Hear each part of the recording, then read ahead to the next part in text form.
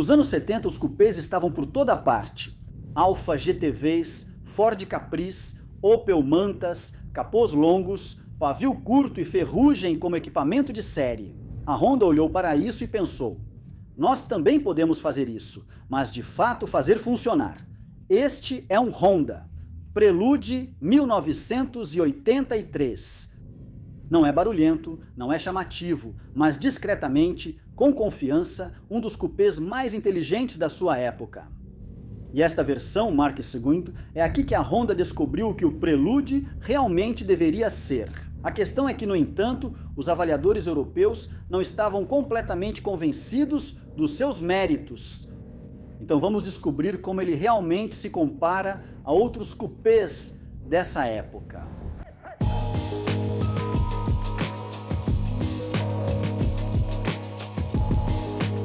A Honda já havia colocado o pé no mercado de cupês com o Prelude original em 1978. Era bom, mas era um pouco suave demais. Este carro aqui foi onde a Honda encontrou seu caminho. O Mark II, lançado em 1983, era um novo projeto feito do zero, embora continuasse com a estratégia de nomes já existente da Honda. O Prelude fazia parte da linha de modelos da Honda com tema musical, incluindo o acorde, o concerto, o quintete e o ballade. E uma curiosidade: o nome Prelude já estava registrado pela Toyota, mas eles o cederam educadamente para a Honda. Imagine isso acontecendo hoje em dia. Enquanto o primeiro Prelude tinha curvas e detalhes elegantes, este aqui deixou tudo mais afiado. Laterais retas, linhas bem definidas, uma postura baixa e robusta e, claro, faróis escamoteáveis. Porque em 1983 era assim que você mostrava para as pessoas que seu carro era esportivo.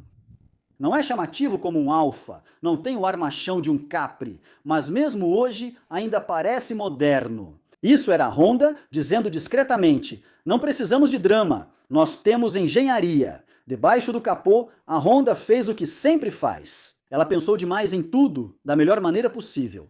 Este aqui tem um motor 1.8, produzindo 105 cavalos de potência. Talvez não seja muito pelos padrões de hoje, mas este carro pesa apenas 1.050 quilos. Além disso, ele usa carburadores duplos e uma engenhosa tecnologia de 3 válvulas, o que ajuda na combustão. E o mais importante, esse motor foi projetado especificamente para o Prelude, permitindo aquela dianteira baixa e elegante. Quando introduziram o motor 2 litros, precisaram modificar o capô para acomodar o motor mais alto.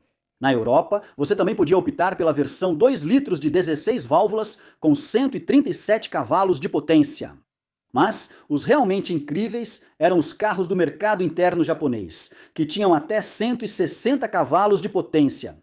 Eu suponho que isso seja por causa das diferentes regulamentações de emissões para esses dois mercados. O ajuste do chassi mostra exatamente onde estavam as prioridades da Honda. Duplo braço triangular na dianteira, colunas de suspensão na traseira e freios a disco em todas as rodas. Este carro ainda tem o ABS opcional em 1983. Não há nenhuma inovação radical aqui, nenhum truque, apenas muita engenharia muito boa e muito necessária, tudo funcionando em harmonia. E essa é a graça deste Prelude. Tudo parece mais avançado do que as peças individuais sugeririam. O Prelude nunca foi feito para ser um cupê nervoso. Não tinha barra de amarração, não tinha manobras de traseira, não era para superar o Alfa GTV nem o Capri. Em vez disso, a Honda apostou em refinamento, tecnologia e usabilidade. Ao longo de 5 gerações, o Prelude se tornou uma vitrine para coisas como ABS, injeção eletrônica, direção nas 4 rodas e, eventualmente, VTEC. Alguns avaliadores disseram que o Prelude não tinha aquele tempero, que não possuía o romantismo do GTV nem a ousadia do Capri. Vamos descobrir se o Prelude realmente é sensato demais para o próprio bem ou se a Honda já tinha decifrado a fórmula do cupê muito antes de qualquer um perceber. Certo? Só preciso passar por algumas pequenas idiosincrasias desta cabine, porque ela é muito típica da Honda japonesa dessa época, o que vale a pena conhecer. Agora, a primeira coisa que eu estava ansioso para te mostrar é isto. Agora, tem um visor estranho ali com 4 caixinhas e uma delas tem um marcador laranja. Isso serve para ajustar a coluna de direção.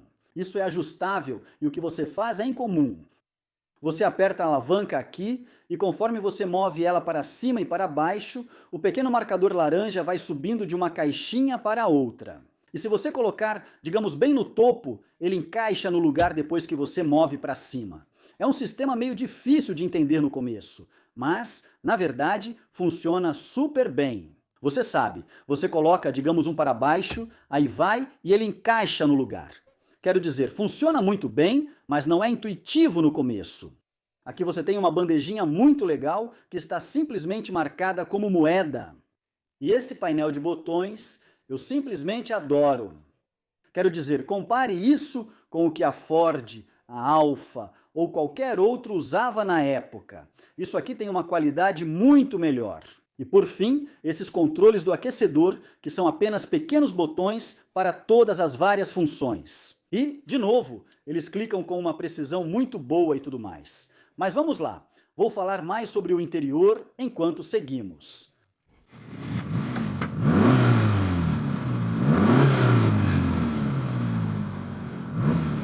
Agora, a Honda foi pioneira nesses motores de 12 válvulas e eles são realmente muito bons, muito econômicos e muito agradáveis de dirigir.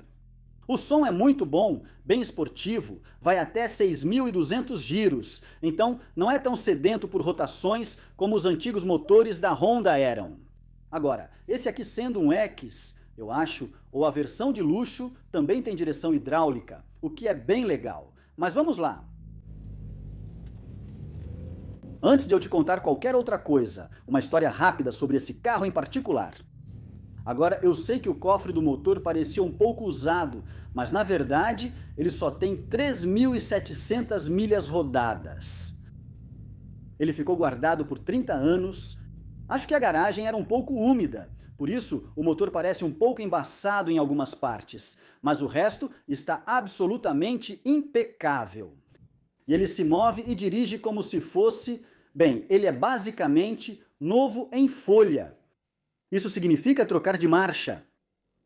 Talvez tenha um pouco mais de curso do que alguns dos melhores da Honda, mas é realmente muito bom e preciso, muito gostoso de usar. Esse motor é animado e tem muito torque desde baixas rotações, o que faz com que ele pareça muito mais ágil do que você imaginaria que 105 cavalos poderiam ser. Também é incrível que o primeiro comprador deste carro foi Ron Haslam, o piloto de Grand Prix de motociclismo, uma verdadeira lenda. Ele comprou esse carro em 1900 e 83 ficou com ele por um ano, e quando começou a ficar famoso e ganhar mais dinheiro, apenas guardou o carro. Ele ficou guardado por 30 anos até que o atual proprietário, Calum, o comprou.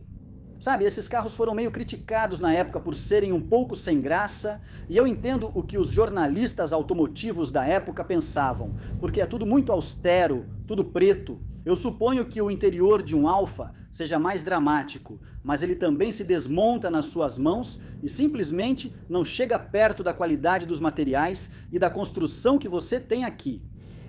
O plástico na lateral é bem agradável, toque macio. Eles fizeram toda essa textura de couro falso e até com a costura também. Mas os instrumentos, talvez, sejam uma área em que eu acho que eles poderiam ter sido um pouco mais ousados, porque, bem, eles poderiam parecer um pouco mais empolgantes. Eu acho que o primeiro carro, o Mark Miri, que não era um carro brilhante, mas em termos dos instrumentos, ele tinha um painel bem estiloso, com o velocímetro do lado de fora e o conta-giros na parte interna, então era um pouco mais dramático do que este aqui.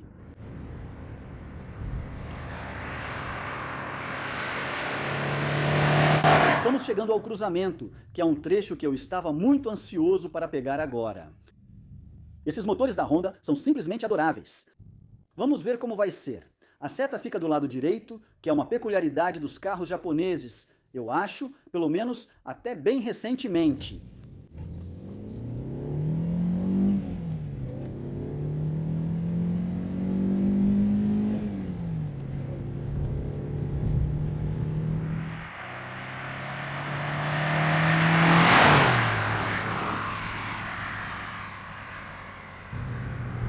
Isso é realmente impressionante. Parece muito melhor do que deveria, considerando a potência que está entregando.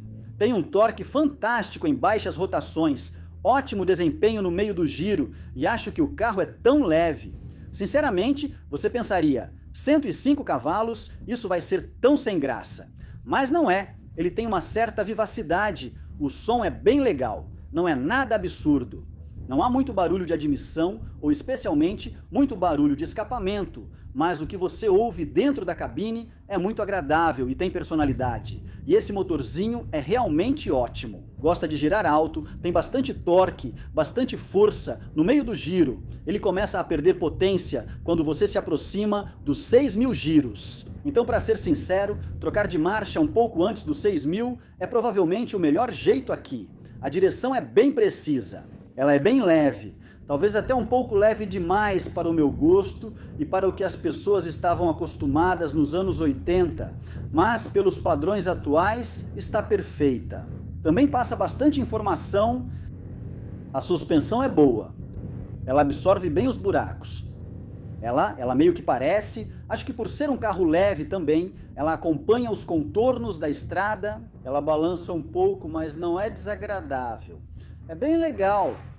É um carro realmente interessante porque tem a profundidade de engenharia e a qualidade de construção para competir com os melhores carros alemães da época.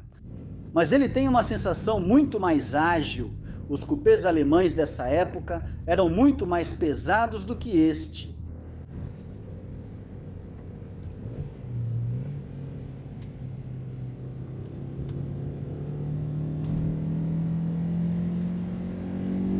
Uma bela curva molhada, e ele resistiu bem ao subesterço. Quando vi os pneus pela primeira vez, pensei que eram literalmente de neve. É assim que parecem, mas na verdade, eles são réplicas corretas da época dos Pirelli desse período. Esses são os pneus que ele teria, e para ser justo, eles parecem funcionar muito bem. Eles têm ombros bem altos, então precisão na direção não é o forte dele. Mas ainda assim, certo, vamos passar pelas marchas de novo. Algo que em alguns carros eu não fico particularmente ansioso, mas nesse carrinho o motor é tão disposto a trabalhar com você que é agradável. Vamos lá!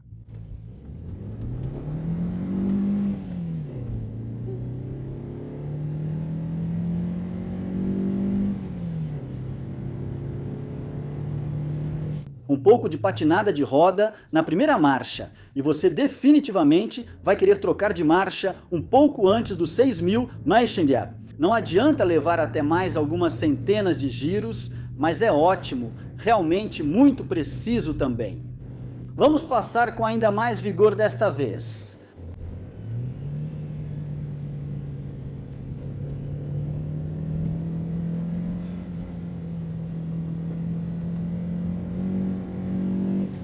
Realmente impressionante. Quero dizer, existem as limitações do chassi com tração dianteira. Uma hora ele vai sair de frente. Então talvez, se você explorar o desempenho de algo como um GTV, haja um pouco mais de profundidade ali em termos de dirigibilidade pura.